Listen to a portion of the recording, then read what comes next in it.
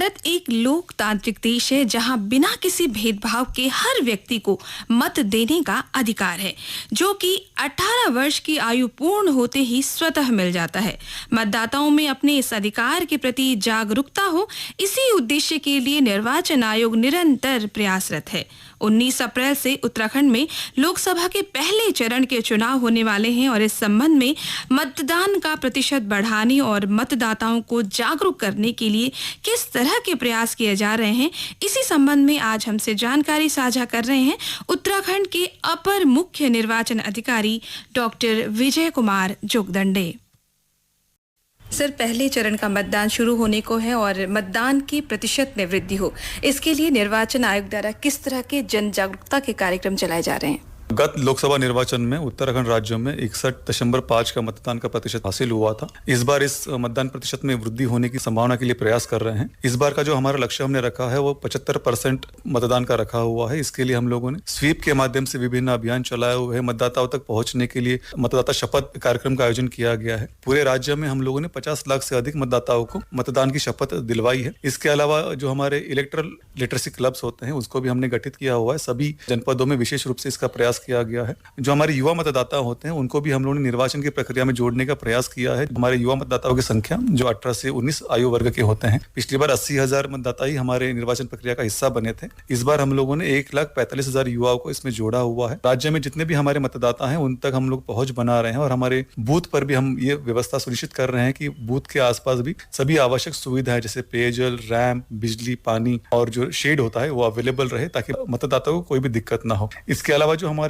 85 year से अधिक आयु के मतदाता होते हैं, जो दिव्यांग मतदाता होते हैं, 40% अधिक दिव्यांगता श्रेणी में चिन्हित, उन तक पहुंच बनाने के लिए भी हम लोगों ने प्रयास किया हुआ है और उनको हमने घर से मतदान करने का भी एक विकल्प उपलब्ध कराया था। मुझे खुशी हो रही है इस बात को बताने में कि 9,993 85 ईयर से अधिक मतदाताओं ने इस विकल्प का चयन किया हुआ है, जिनको हम लोग घर से मतदान का अधिकार उपलब्ध करा रहे हैं। इसके साथ में जो हमारे 2,500 दिव्यांग मतदाता हैं जिनको विकल्प को उपलब्ध कराया हुआ है। जी, तो नए मतदाता भी इस बार जुड़ रहे हैं और हम देख रहे हैं कि सोशल मीडिया का बहुत ज़्यादा उपयोग हमारे जो युवा हैं वो करते हैं। तो क्या इस तरह का कोई माध्यम है जहां पर बच्चों को आकर्षित किया जाए कि वो मतदान अवश्य करें? युवा मतदाताओं को प्रेरित करने के लिए, उनको निर्वाचन प्रक्रिया से जोड़ने के लिए हम लोगों ने 2 विशेष प्रयास किया हुआ है। एक प्रयास ये है कि जैसे आजकल रील बनाने की काफी प्रतियोगिताएं होती हैं और रील बनाने की रुझान भी युवाओं का है। तो निर्वाचन के संबंध में अगर आप रील तैयार करते हैं और उसकी रील अगर आप हमारे सोशल मीडिया हैंडल पर शेयर करते हैं तो ऐसे अच्छी रील्स को हम चयनित करके पुरस्कृत भी करेंगे। उसके अलावा निर्वाचन क्विज को ऑनलाइन पोर्टल पर हमने शुरू किया हुआ है, जिस पर हमारे जो युवा मतदाता हैं अगर उसमें प्रश्न का सही अगर जवाब देते हैं तो ऐसे सही जवाब देने वाले मतदाताओं को हम लोग जो है पुरस्कृत भी करेंगे।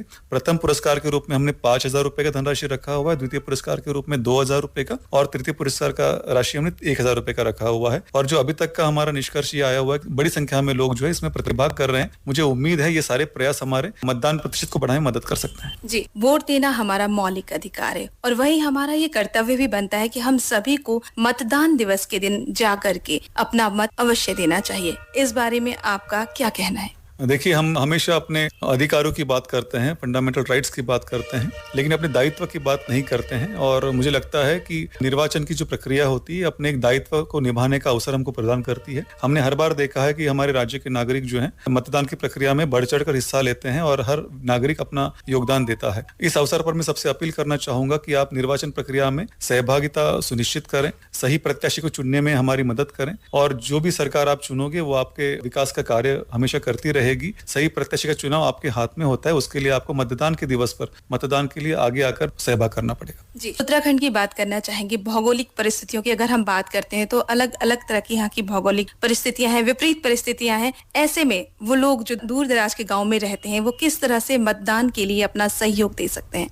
देखिए, हमारे उत्तराखंड राज्य में 11,729 पोलिंग स्टेशन हमने स्थापित किए हुए हैं और इस बात का विशेष ध्यान रखा हुआ है कि हर ग्राम पंचायत से 2 किलोमीटर की परिधि में हर पोलिंग बूथ स्थापित रहे। और उसके लिए हमारी पोलिंग पार्टी को अगर दूरी भी तय करनी पड़ती है तो उसके लिए भी कार्य योजना तैयार किया जाता है। हमारे 11,729 पोलिंग स्टेशन में से कई सारे मतदेय स्थल ऐसे हैं जहाँ पर हमें 5 किलोमीटर से अधिक का दूरी भी चलना पड़ता है और वहां तक पहुंच बनाने हमें मेहनत करनी पड़ती है। और ये मेहनत हमारी पोलिंग पार्टी करती है ताकि हमारे मतदाता को उसके घर के आसपास के बूथ पर मतदान का अधिकार निभाने का अवसर मिल सके। मैं उम्मीद करता हूं कि विषम परिस्थितियों में भी हमारी पोलिंग पार्टियां और हमारे मतदाता दोनों जागरूक हैं और अपना दायित्व निभाने के लिए अभी तैयार हैं। जी, कार्यक्रम नमस्कार देहरादून में हमसे महत्वपूर्ण जानकारी साझा करने के लिए सर आपका बहुत बहुत धन्यवाद। आप सभी का धन्यवाद। मतदान की इस प्रक्रिया में आपने मुझे बोलने का अवसर दिया, उसके लिए धन्यवाद।